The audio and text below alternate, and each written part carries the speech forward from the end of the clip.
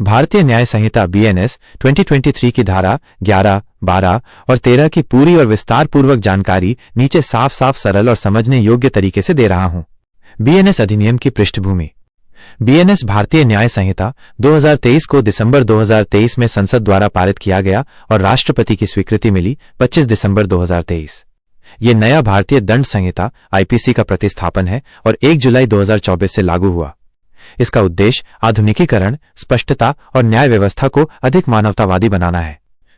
धारा 11 solitary confinement, एकांत कारावास।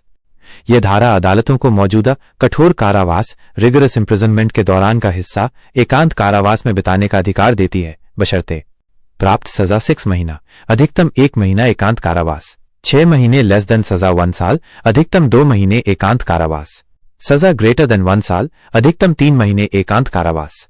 कुल एकांत कारावास 3 महीने से ज्यादा नहीं होना चाहिए। संक्षेप में, अदालत सजा का एक हिस्सा एकांत में भी आयोजित कर सकती है, लेकिन वो सीमांत और न्यायोचित अवधि तक ही सीमित है। धारा 12 लिमिट ऑफ सॉलिटरी कन्फाइनमेंट, एकांत कारावास की सीमा। इस धारा में एकांत कारावास के उपयोग को न्यायपूर्ण और मानवतावादी तरीके से सीमित किया गया है। एक बार में अधिकतम 14 दिन तक ही एकांत कारावास रखा जा सकता है।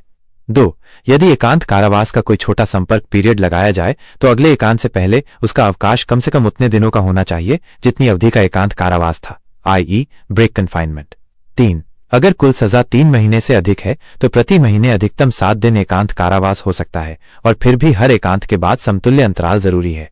इसका उद्देश्य मानसिक और शारीरिक हानि को कम करना, एकांत कारावास को सीमित और नियंत्रित रखना।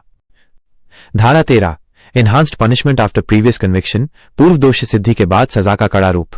यह धारा 2 बार अपराध करने वाले गंभीर अपराधियों के लिए है, खासकर उन मामलों में अगर व्यक्ति चैप्टर X मुद्रा, सरकारी स्टैंप से संबंधित अपराध या चैप्टर 17 जायदाद से संबंधित अपराध के किसी अपराध के लिए पहले ही 3 साल या उससे अधिक कारावास पा चुका है और वही या संबंधित अपराध फिर से करता है, तो इस बार उसे या तो आजीवन कारावास या 10 साल तक का कारावास हो सकता है। दोनों ही विकल्प उच्चतम सजा के रूप में है।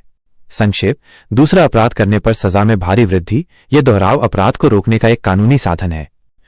सारांश तालिका संक्षिप्त और स्पष्ट।